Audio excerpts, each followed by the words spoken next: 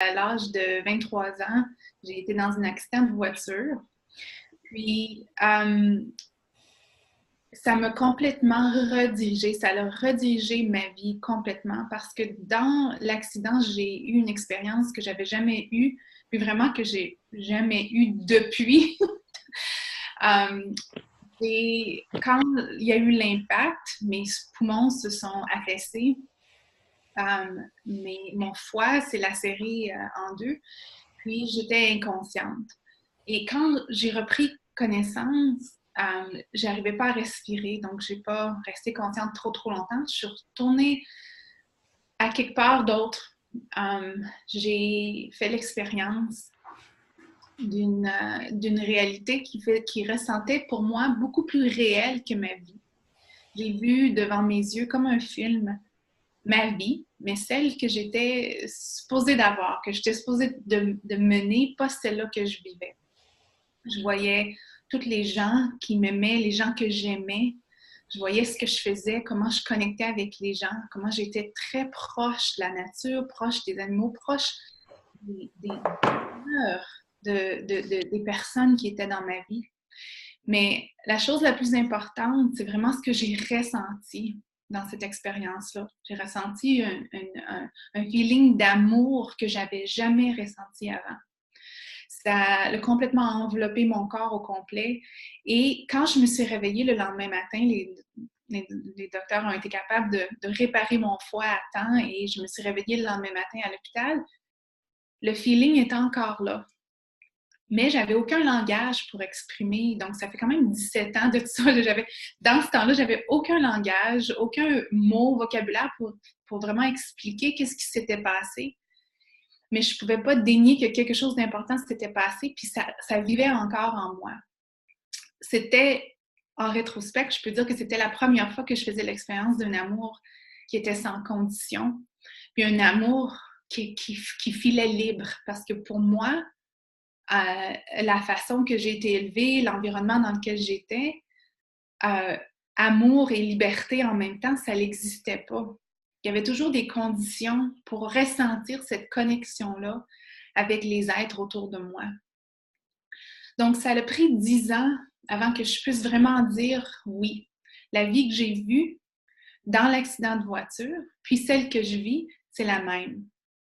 Donc, il y a quand même un chemin qui s'est fait pendant 10 ans où j'ai essayé différentes approches, j'ai fait des gros changements dans ma vie, donc j'ai changé ma relation, j'ai commencé à accepter un amour différent dans ma vie. Et quand on n'est pas habitué à un amour inconditionnel, quand l'amour arrive dans notre vie, on ne sait pas, on sait pas que c'est ça l'amour, on pense que c'est d'autres choses. Pour moi, les gens qui m'aimaient comme ça, je pensais que c'était simplement des amis ou quelqu'un qui avait besoin de quelque chose de moi.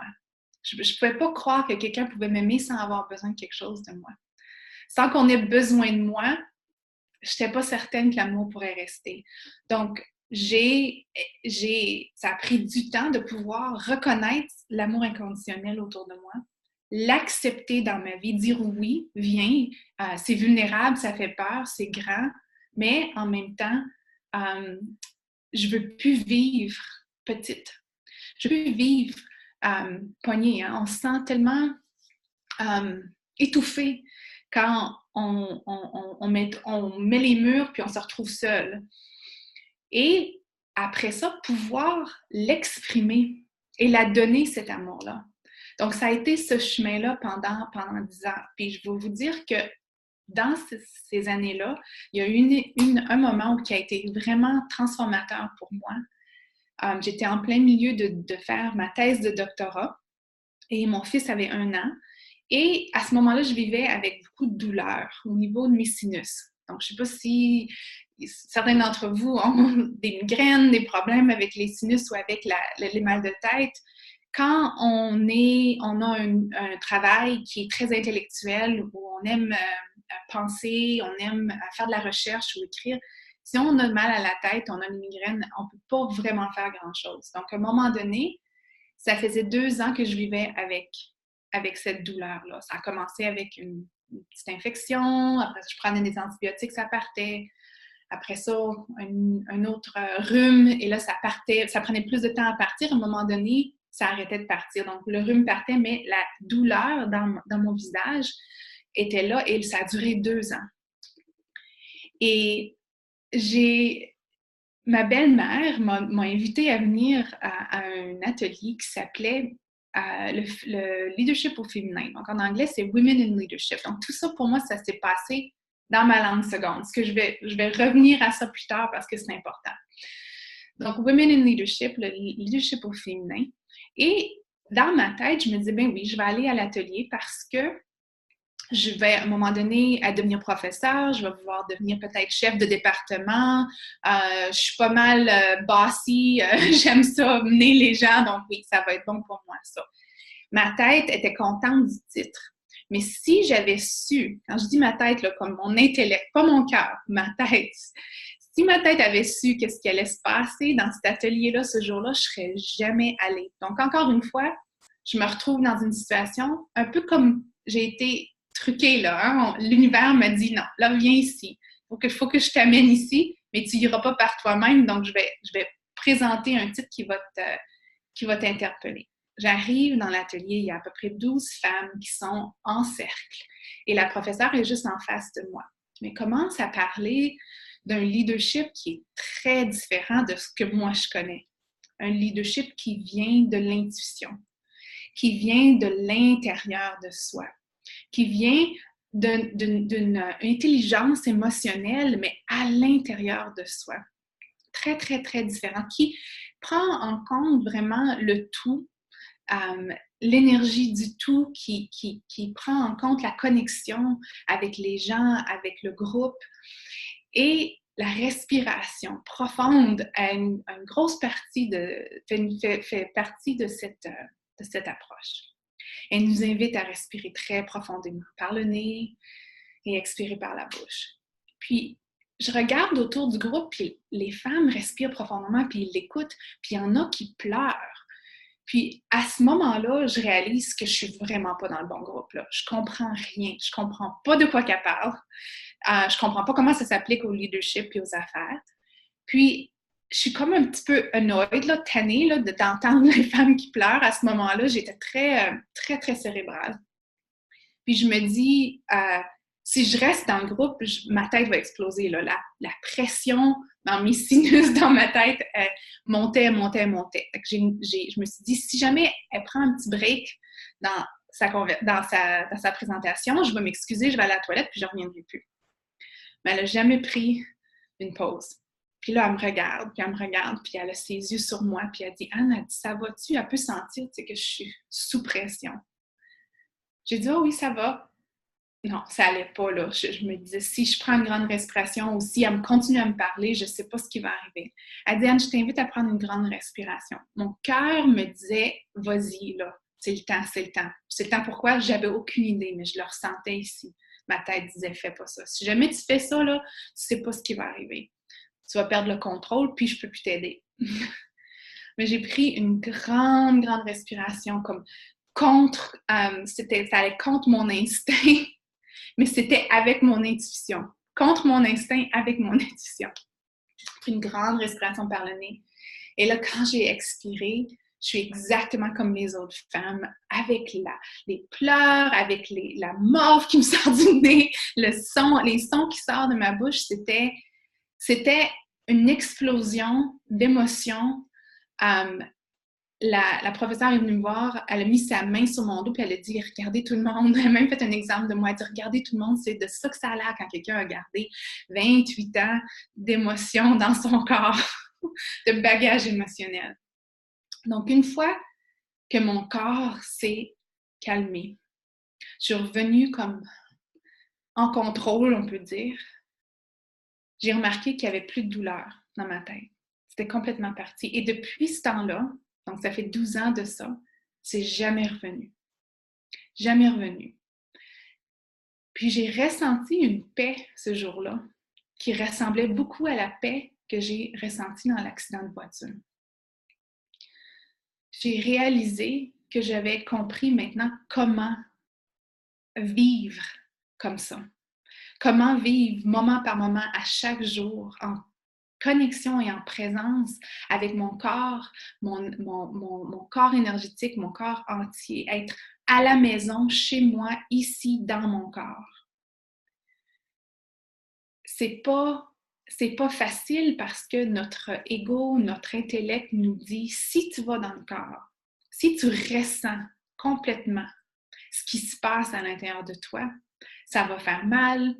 On se rappelle que quand on était tout petite, ça allait pas bien si on disait trop ce qu'on ressentait.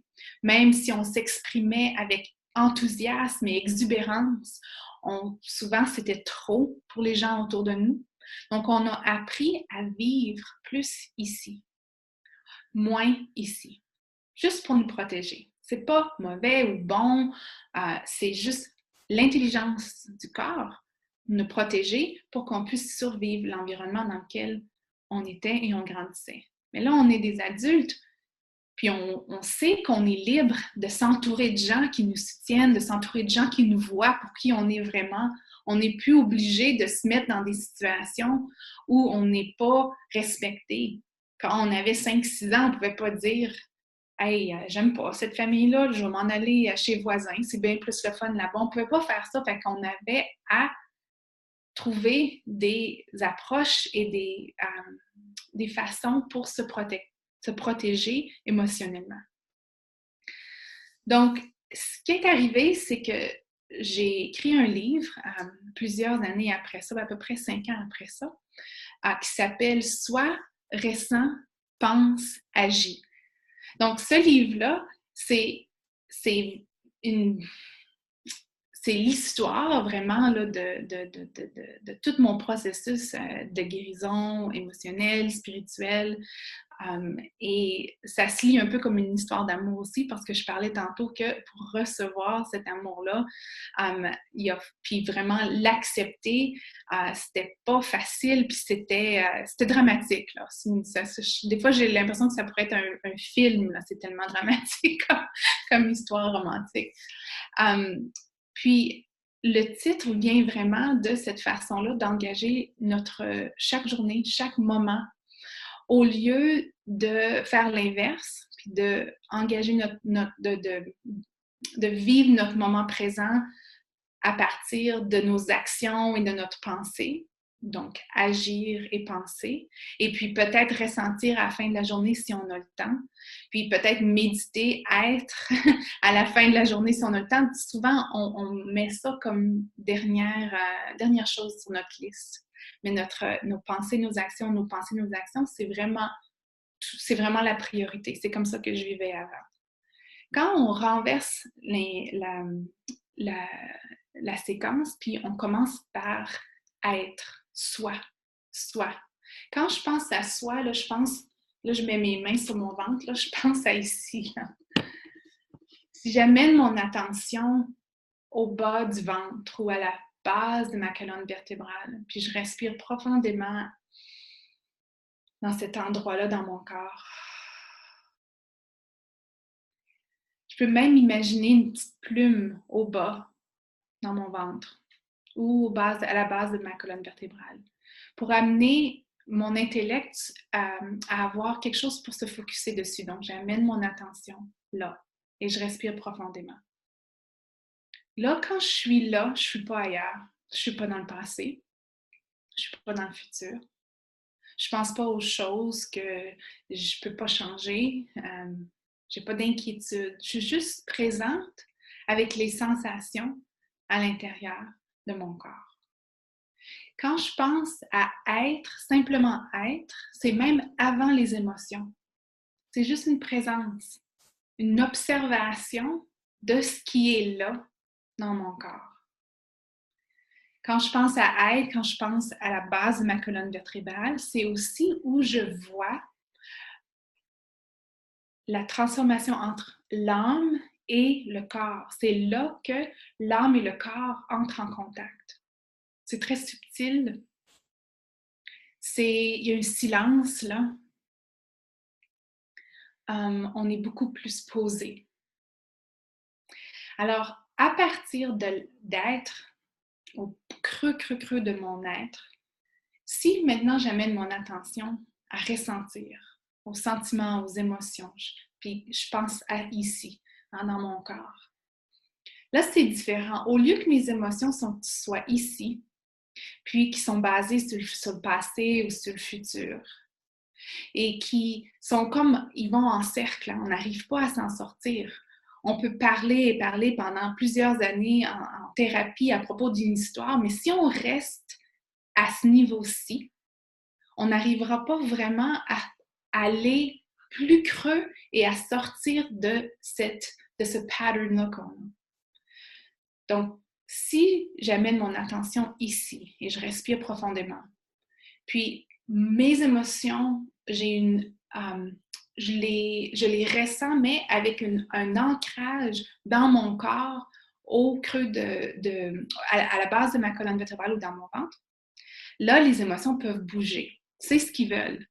On est fait d'énergie. Tout ce qui est dans notre corps, qui vient de notre enfance, veut bouger. Ça veut changer, ça veut bouger. Mais si on reste ici, il n'y a rien qui bouge, tout reste comme ça. Alors, quand j'approfondis ma respiration avec mon attention, où je ressens les sensations des émotions dans mon corps, je permets à un mouvement de se produire. Et là, il y a un mouvement qui se produit et il y a une guérison qui se produit. C'est comme un oignon. Moi, je le vois que la première fois, je sais pas, moi j'ai 2 ans, puis je présente quelque chose d'incroyable. Peut-être que c'est une grenouille pleine de boue, là, je rentre dans la maison, puis regarde maman, c'est beau, c'est beau. Et puis là, il y a un tapis blanc juste en dessous, puis elle me dit non, c'est dégueulasse, sors ça d'ici, ça n'a pas d'affaire ici. Donc l'enthousiasme, l'exubérance de la petite fille de 2 ans, ça crée qui est interrompu, le mouvement de la lumière qui passe à travers le corps entier est interrompu. Et là, ça crée un cœur comme d'oignon, hein? Juste ici, ou peut-être dans le ventre, peut-être dans le dos. Peu importe où on ressent la sensation, c'est très subjectif. Et là, la deuxième fois, la troisième fois, la quatrième fois, où on présente notre enthousiasme de vie, d'exubérance, d'être excité par la créativité, par la nature, par la vie. Et c'est interrompu encore. Peut-être que c'est juste interrompu par des mots, mais peut-être qu'il y a de la violence, peut-être qu'il y a de l'alcoolisme, peut-être qu'il y a plein de choses qui empêchent l'enfant d'être vu. Donc, c'est une autre couche sur l'oignon. Une autre couche sur l'oignon, la quatrième fois, cinquième fois, septième fois. Éventuellement, on a un oignon, là. On a un nœud à l'intérieur de soi, et puis on s'est adapté pour pas se faire mal. Donc, quand j'amène mon attention dans où je ressens les sensations, j'arrive à appeler une couche. Et au niveau du corps, cette guérison-là est quantique. Au lieu de ici, c'est linéaire. Hein, on en parle, OK, on trouve des solutions. Peut-être qu'on arrive à changer notre pattern de pensée, mais vraiment, on ne va pas à la source. La source, les racines de ces émotions-là se retrouvent dans le corps. Et quand je dis ça, je sais que pour certaines personnes, ça peut être abstrait parce que ça l'était pour moi absolument.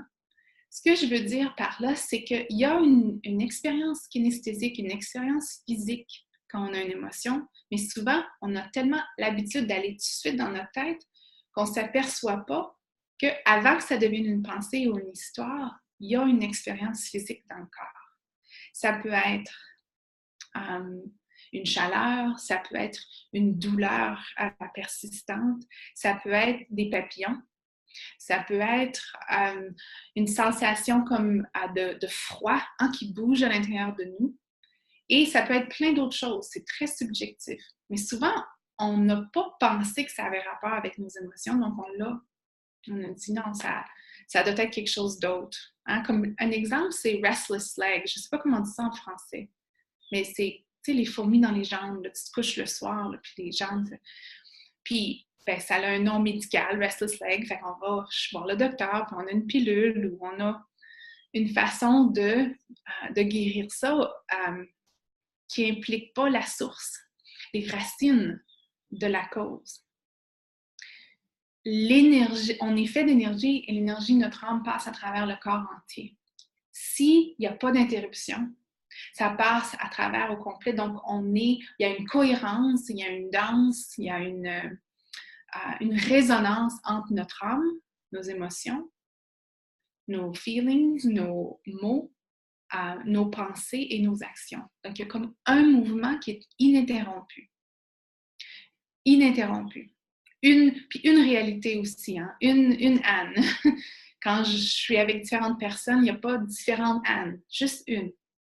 Mais quand il y a une interruption, parce qu'il y a un pattern à l'intérieur de nous qui a besoin d'attention, c'est là qu'on commence tout de suite à se questionner, on commence à se douter de ce qu'on va dire, de comment on va se présenter, de qui on est en fait.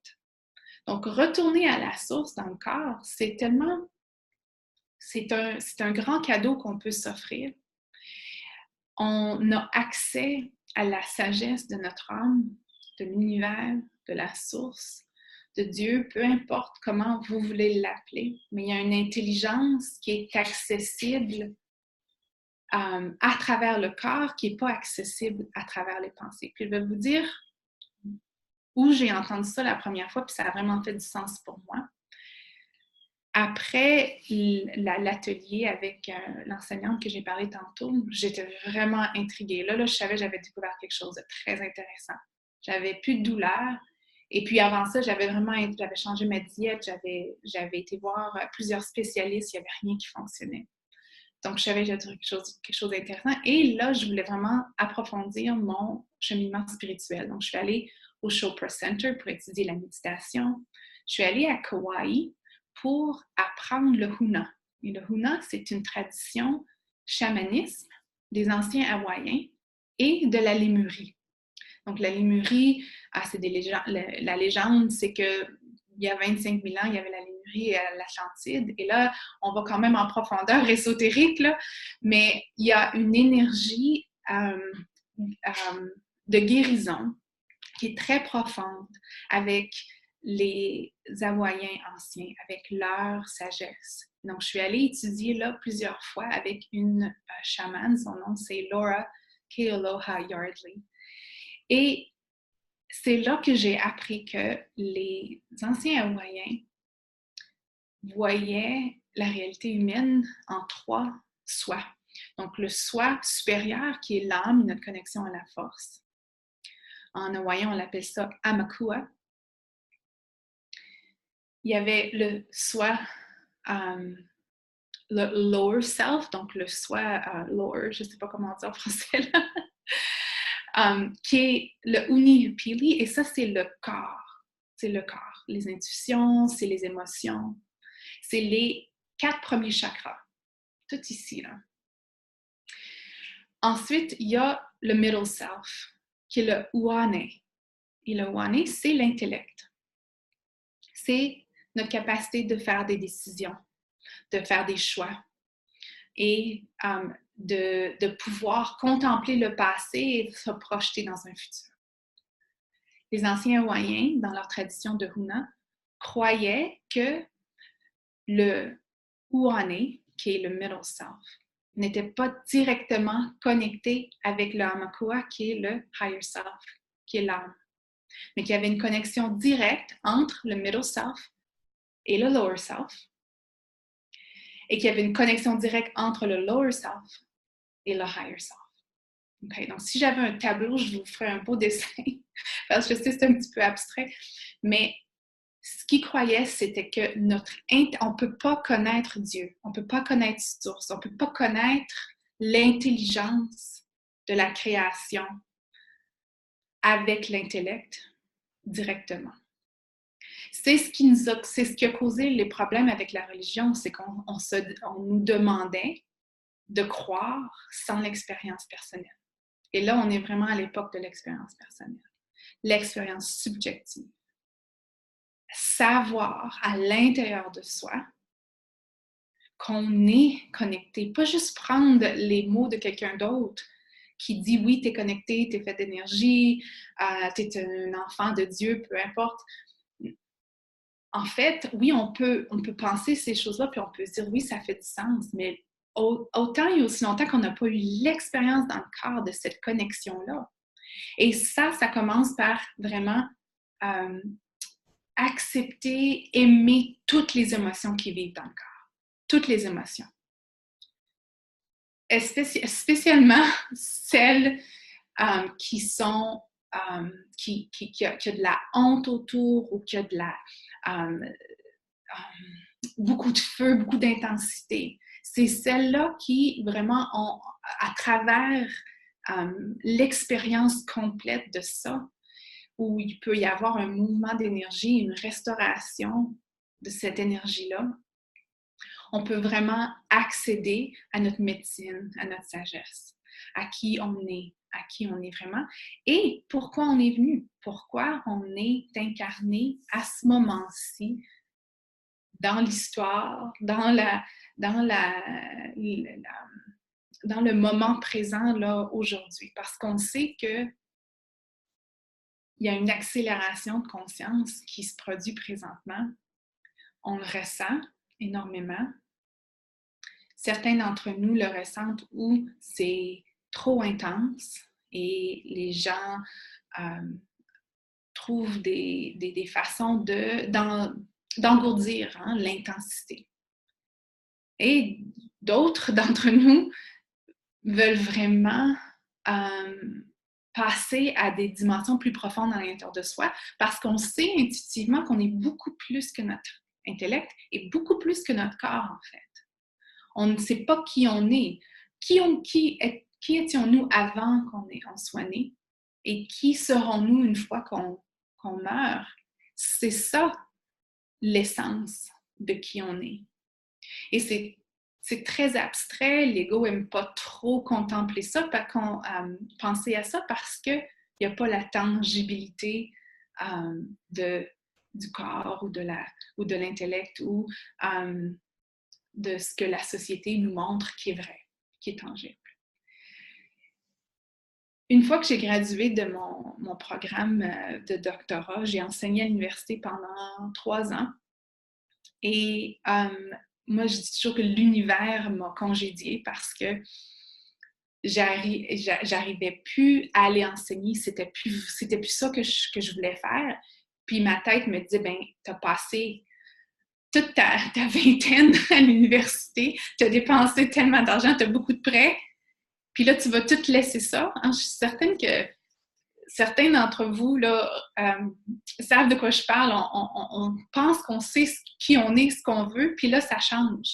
C'est ça l'accélération qui se passe présentement. C'est qu'on est vraiment invité à s'engager pleinement dans quelque chose qui va nous mener à quelque chose d'autre. Quand peut-être il y a 30 ans, il y a 20 ans, peut-être 40 ans, nos parents, nos grands-parents pouvaient faire une job toute leur vie, puis se sentir assez bien, sentir que oui, c'est comme ça, puis ils se sentent bien. Il n'y avait pas cette intensité-là d'accélération qu'on ressent présentement. Ce qui se passait, c'est qu'à chaque fois qu'il fallait que j'allais enseigner, j'avais un rhume ou j'avais quelque chose qui se passait le matin avec mes enfants, puis je ne pouvais pas me rendre à l'université. Ou c'était comme s'il n'y avait plus de flow, il n'y avait plus d'aisance. L'univers disait non, non, c'est pas là que tu appartiens. Tu peux continuer à essayer, mais ça va juste être encore plus difficile. Donc, à un moment donné, j'ai décidé d'arrêter complètement et là, ma tête me dit un contrat de plus. Je prends le contrat, c'est une demi-année, c'est lucratif, et puis c'était probablement le pire automne de ma vie, là, c'était dur. Ça fait pas de sens logiquement. Logiquement, je suis capable, je suis bonne, j'ai des bons résultats, les étudiants m'aiment, mais c'est une fois qu'on s'engage puis qu'on dit à soi-même, on dit à l'univers, je suis prête, je m'engage à vivre différemment, puis vraiment à connecter en profondeur avec mon âme, avec qui je suis vraiment. L'univers répond. L'univers répond. Et ce que ça dit, ça aussi, c'est qu'on est soutenu par l'univers. Des fois, on n'a pas l'impression qu'on l'est, mais on l'est. Je vais vous dire quelque chose en anglais, là, je n'arrive pas à le dire en français, mais quelques années avant que Wayne Dyer décède. Donc, Wayne Dyer, c'était un auteur spirituel, c'est un ami à moi. Puis, dans les dernières années, il disait souvent cette phrase-là. Il disait If only you knew who walked alongside you at all time on the path that you have chosen, you would never experience fear or doubt again. Donc, si on savait vraiment qui marche à nos côtés, qui est avec nous, on est tellement content qu'on a dit oui à l'appel de l'âme. Quand on décide vraiment d'être sur le chemin, notre chemin, pas le chemin, notre chemin, c'est là qu'on choisit avec notre cœur. Si on savait vraiment qui est là avec nous, on n'aurait pas l'expérience de la peur ou du doute. Et la manière, et ça vient de Wayne aussi parce que dans les quelques mois avant qu'il décède, il était très proche spirituellement avec sa mère et son père qui étaient décédés. Et un soir à Montréal, à l'événement de Montréal, à la Place des Arts, il y a un ami à moi, Martin Chicoine, qui est venu prendre des photos de Wayne. Et Wayne était assis dans son lit, pas dans l'hôpital, pardon, dans sa chambre d'hôtel. Et Martin a dit à Wayne, il dit, Wayne, pense à ta mère. Et là, Wayne ferme ses yeux, respire profondément, il pense à sa mère. Et Martin prend une photo. Et là, il y avait un orbe. Je ne sais pas comment on dit orbe en français, mais l'âme. Il y avait une lumière sur la photo qui est apparue juste au-dessus de la tête de Wayne. Et Wayne a vu ça et dit « wow. Et là, Martin a dit « Wayne, pense à ta mère, mais avec la joie. » Et là, Wayne a fermé ses yeux, puis tu peux voir, tu peux ressentir vraiment son énergie changer. Il a pensé à sa mère avec la joie. Et là, Martin a pris une photo. Et la même orbe était beaucoup plus grande, beaucoup plus grande. Et ce que Wayne en a déduit, puis je suis complètement d'accord, c'est que le langage spirituel est la joie.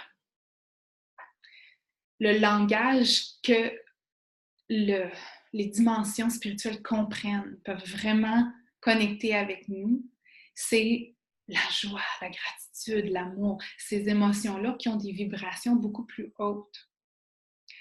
Donc, quand on doute de qui on est, de pourquoi on est ici, des projets qu'on veut faire, de ce qu'on veut accomplir, de ce qu'on veut créer, même si on a des ennuis, si on s'en fait, puis on pense trop, si pour un moment dans la journée, on se ramène à l'intérieur du cœur et on a une gratitude ou on a un moment de savoir, on sait à l'intérieur de nous qu'il y a une intelligence autour de nous, qu'il y a une connexion, qu'on n'est pas seul. Et puis que ces convictions qu'on a dans des moments, dans des ateliers ou dans des conversations avec quelqu'un ou on lit un livre qui est tellement bon, puis on dit oui, je le sais, je le sens, que on n'est pas fou ou folle, là, c'est la vérité, c'est notre vérité. Si on amène notre attention à une émotion qui est plus grande, qui a une vibration plus haute, on va pouvoir accélérer cette manifestation-là. On va pouvoir accélérer la création de ce qu'on veut vraiment. Même si c'est une fois par jour. Donc, moi, quand je me lève le matin, avant que je sorte du lit, en fait, aussitôt que je réalise que je suis réveillée, et avant que toutes les pensées commencent à rentrer, là, ma liste de choses à faire, j'ai-tu assez de choses pour les lunchs pour les enfants, avant que tout ça commence à rentrer, j'interromps, je dis « OK, wait ». Puis là, je vais prendre 3 grandes respirations. Je vais amener mon attention. Et j'ai une méditation sur mon site là, où on peut amener comme la plume à l'intérieur du corps tranquillement, si ça vous aide à amener l'attention dans le corps. Donc, j'amène mon attention dans mon corps. Donc, soit dans le cœur ou dans mon ventre, Si ça, c'est encore abstrait, certains d'entre vous peuvent aussi juste utiliser la main, juste ressentir l'énergie qui bouge dans la main ou même juste comme le sang qui bouge dans les veines. C'est très subtil, mais quand tu es là puis que tu ressens l'énergie, tu n'es pas ailleurs, tu es dans ton corps. Et là, tu es en connexion avec l'énergie et la sagesse. Donc, j'amène mon attention là, je prends 3 grandes respirations, j'inspire par le nez et j'expire par la bouche. Et j'invite une émotion à grande vibration.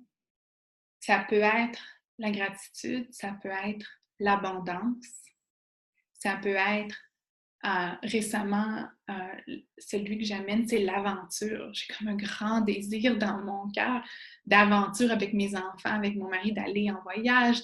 Et je peux ressentir ça, ce feeling-là d'aventure. Et là, il y a une grande joie qui s'installe dans mon cœur, dans mon corps. Et après ça, je commence ma journée. Et puis si vous êtes maman ou papa, vous savez que la première heure et demie le matin, c'est le chaos. C'est pas facile d'être en présence, mais c'est ça la vie spirituelle dans l'Ouest. Là. On n'est pas né au Tibet, on n'est pas supposé d'être au-dessus d'une montagne, à juste être là. Non, on est supposé de vivre en tant qu'être spirituel dans le vrai monde, à la table le matin au déjeuner, puis au travail, avec nos collègues qui nous reflètent les oignons qu'on a dans le corps et qui nous reflètent aussi l'expansion qu'on ressent. Hein? Donc, on a les deux, le miroir, ça va des deux côtés. Donc, ça m'aide beaucoup de commencer la journée. Ça dit à l'univers, regarde, c'est ça la priorité pour moi aujourd'hui. Peu importe ce qui se passe, ma priorité aujourd'hui, c'est de me sentir comme ça, de me sentir bien, de me sentir en cohérence vibratoire avec mon cœur, avec les désirs à l'intérieur de mon cœur, qui est vraiment où dans le corps, on peut avoir une expérience, une sensation de l'expansion de l'âme à l'intérieur du cœur.